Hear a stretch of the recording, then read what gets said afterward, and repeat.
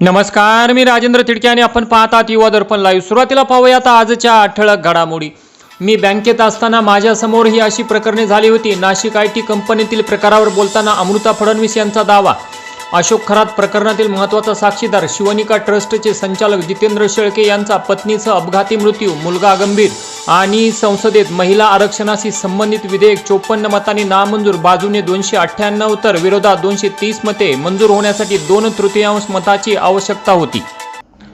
आणि आता बातमीपत्र बीड जिल्ह्याचं आणि राज्यातील इतर घडामोडींचं सविस्तर। मसाजोगचे सरपंच संतोष देशमुख हत्या प्रकरणातील मुख्य आरोपी वाल्मिक कराड याची प्रकृती आज अचानक खालावल्याने बीड पोलिसांनी त्याला तातडीने मोठ्या बंदोबस्तात बीड जिल्हा रुग्णालयात उपचारासाठी दाखल केले। सध्या डॉक्टरांकडून त्याची सखोल वैद्यकीय तपासणी सुरू असून पुढील उपचारांबाबत निर्णय हा तपासणीनंतरच घेतला जाणार आहे। रुग्णालयात नेताना वाल्मिक कराडचे बदललेले स्वरूपही समोर आले। दीर्घकाळ तुरुंगात राहिल्यामुळे कराडच्या प्रकृतीवर परिणाम झाल्याचे स्पष्ट दिसून आले। केस पांढरेत पडलेले, शरीर अशक्त झाल्याचे आणि थकवा जाणवत असल्याचे चित्र दिसून आले। या अवस्थेमुळे कराडच्या आरोग्याबाबत अनेक प्रश्न उपस्थित होत आहेत। दरम्यान पोलिसांकडून रुग्णालय परिसरात मोठा पोलीस बंदोबस्त तैनात करण्यात आला होता। वाल्मिक कराडला रुग्णालयात दाखल होताच त्याच्या समर्थकांनी रुग्णालयाबाहेर गर्दी केली होती। पोलिसांनी परिस्थिती नियंत्रणात ठेवण्यासाठी कडक सुरक्षा व्यवस्था ठेवली। डॉक्टरांकडून आवश्यक त्या चाचण्या सुरू असून त्याची प्रकृतीची स्थिती नेमकी काय आहे याबाबत अद्याप अधिकृत माहिती देण्यात आलेली नाही। मात्र त्याच्या तब्येतीवर बारकाईने लक्ष ठेवले जात असल्याचे सांगण्यात येत आहे। दरम्यान संतोष देशमुख हत्या प्रकरणात वाल्मिक कराडचा जामीन अर्ज यापूर्वी अनेक वेळा न्यायालयाने फेटाळला दिला आहे।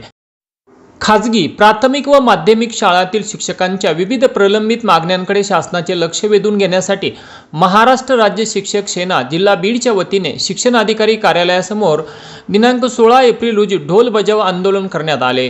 आमदार तथा राज्याध्यक्ष अभ्यंकर यांच्या आदेशानुसार मराठवाडा विभाग सहसचिव विष्णुपंत रसाळ सर, जिल्हाध्यक्ष गौतम चक्रे, सचिव सतीश रसाळ यांच्या मार्गदर्शनाखाली शिक्षणाधिकारी प्रिया राणी पाटील यांना निवेदन देण्यात आले।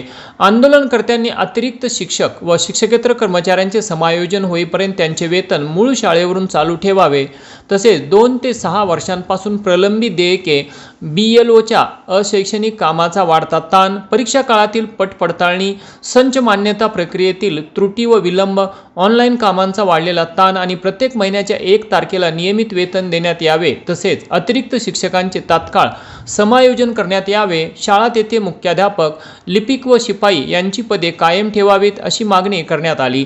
यावेळी अधीक्षक अजय बहिर, विस्तार अधिकारी तुरुक मारे, लिपिक तावडे यांची उपस्थिती होती। या आंदोलनात मुख्याध्यापक Vinay Kumar Kende sir, Shelke sir, Muluk sir, Dhakane sir, Rasal Prashant, Ubale sir, Chougule sir, Kalsure sir, Shaikh sir, Baraskar sir, Nagare sir, Khedkar sir, Rasal P K sir आदींची उपस्थिती होती। बीड जिल्ह्यात अवैध गुटखा विक्रीवर आळा घालण्यासाठी पोलीस अधीक्षक श्री नवनीत कामत यांच्या आदेशावरून विशेष मोहीम राबवण्यात येत असून याच अनुषंगाने दिनांक 15 व 16 एप्रिल 2026 रोजी बीड शहर पोलिसांनी विविध ठिकाणी छापेमारी करत गुटखा व संबंधित मुद्देमाल जप्त करण्यात आला। यामध्ये इनामदार मोहिउद्दीन शेख, शमशेर खान मुस्ताफा खान, मोमीन अब्दुल मुजीब, अफरोज यासिन तांबोळी सर्व राहणार बीड, तसेच लक्ष्मण दत्तोबा वाघुले राहणार नायगाव तालुका पाटोदा यांच्या ताब्यातील कारमध्ये सिद्धिविनायक कॉम्प्लेक्स येथे गुटखा आढळून आला। या आरोपींकडून मिळालेल्या माहितीवरून एकूण 5 ठिकाणी छापे टाकण्यात आले।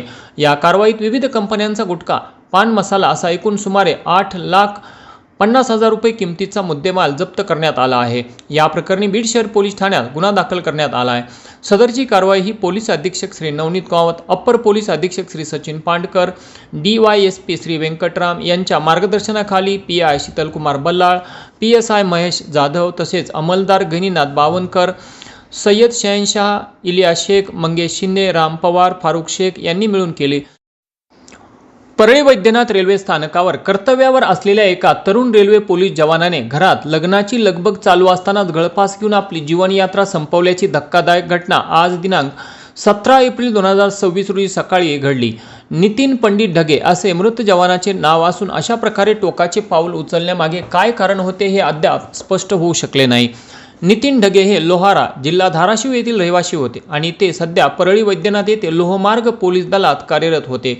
मिळालेल्या माहितीनुसार सप्टेंबर 2024 मध्ये ते नोकरीस लागले होते. त्यांनी परळीतील माधवबाग परिसरात एका प्ले रूममध्ये गळफास घेऊन आपले जीवन संपवले. घटनेची माहिती मिळताच पोलिसांनी घटनास्थळी धाव घेत पंचनामा केला. नितीन यांचा विवाह अवघ्या काही दिवसांवर येऊन ठेपला होता. दिनांक 7 मे रोजी त्यांचा विवाह संपन्न होणार होता, तर काही दिवसांपूर्वी त्यांचा साखरपुडा देखील मोठ्या उत्साहात पार पडला होता. घरात लग्नाची लगबग आणि आनंदाचे वातावरण असतानाच नितीन यांनी अचानक टोकाचे पाऊल का उचलले याचे कारण मात्र अद्यापही समजू शकले नाही. या प्रकरणी परळी पोलीस अधिक तपास करत आहेत. दरम्यान या घटनेमुळे परळी शहरात हळहळ व्यक्त केली जात असून ढगे कुटुंबियांवर तर दुःखाचा डोंगर कोसळला आहे. गुन्हा रजिस्टर क्रमांक 365/2024 कलम 109 BNS अंतर्गत वॉन्टेड असलेला फरार आरोपी अर्जुन चांगोजी लोंढे वय 21 वर्ष राहणार जुना मुंडा पेठ बीड याला अखेर पोलिसांनी बेड्या ठोकल्या आहेत. तब्बल 2 वर्षांपासून तो पोलिसांना हुलकावणी देत होता. मात्र बीड पोलिसांनी राबवलेल्या ऑपरेशन ऑल आऊट दरम्यान त्याला जेरबंद करण्यात यश मिळाले आहे. मिळालेल्या माहितीनुसार अर्जुन लोंढे हा गुन्हा दाखल झाल्यापासून फरार होता. त्याचा शोध घेण्यासाठी पोलिसांकडून सातत्याने प्रयत्न सुरू होते, मात्र तो मिळून येत नव्हता. दरम्यान अलीकडेच राबविण्यात आलेल्या ऑपरेशन ऑल आऊट अंतर्गत संशयित व फरार आरोपींचा शोध घेण्याची मोहीम तीव्र करण्यात आली होती. याच मोहिमेदरम्यान पोलिसांना गुप्त माहिती मिळाली आणि त्या आधारे सापळा रचून लोंढे याला ताब्यात घेण्यात आले. ही कारवाई पोलीस अधीक्षक श्री नवनीत कामत, अप्पर पोलीस अधीक्षक श्री सचिन पांडकर, PI मारुती खेडकर यांच्या मार्गदर्शनाखाली PSI मनसूर शहा, हवालदार नितीश माने, विष्णू गुजर, औदुंबर गिरी, अशोक परजने, कल्याण जाधव आणि गणेश चौगुले यांनी मिळून केली. तर जिल्ह्यातील गुन्हेगारीस आळा घालण्यासाठी अशा प्रकारच्या मोहिमा यापुढेही सुरूच राहणार असल्याचे बीड पोलीस दलाकडून सांगण्यात येत आहे. केंद्रीय माध्यमिक व उच्च माध्यमिक बोर्ड नवी दिल्ली द्वारे घेण्यात आलेल्या इयत्ता 10वी शैक्षणिक वर्षे सन 2025-26चा निकाल नुकताच जाहीर झाला असून बीडच्या गेवराई तालुक्यातील गडी शिवाजीनगर येथील PMC जवाहर नवोदय विद्यालयाचा निकाल 100% लागला असून उत्कृष्ट निकालाची परंपरा याही वर्षी कायम राखली आहे. या परीक्षेत या जवाहर नवोदय विद्यालय गडी येथील इयत्ता 10वीचे एकूण 75 विद्यार्थी बसले होते. या परीक्षेत साक्षी भागवत पटाईत हिने 97% गुण मिळून प्रथम, शिवम जगन्नाथ नागरगोजे यांनी 96.60% गुण मिळून द्वितीय, तर श्रेयश दातीर यांनी 96% गुण मिळून तृतीय क्रमांक पटकावला आहे. तर मराठी विषयात 9 विद्यार्थ्यांनी 100 पैकी 100 गुण मिळवले आहेत.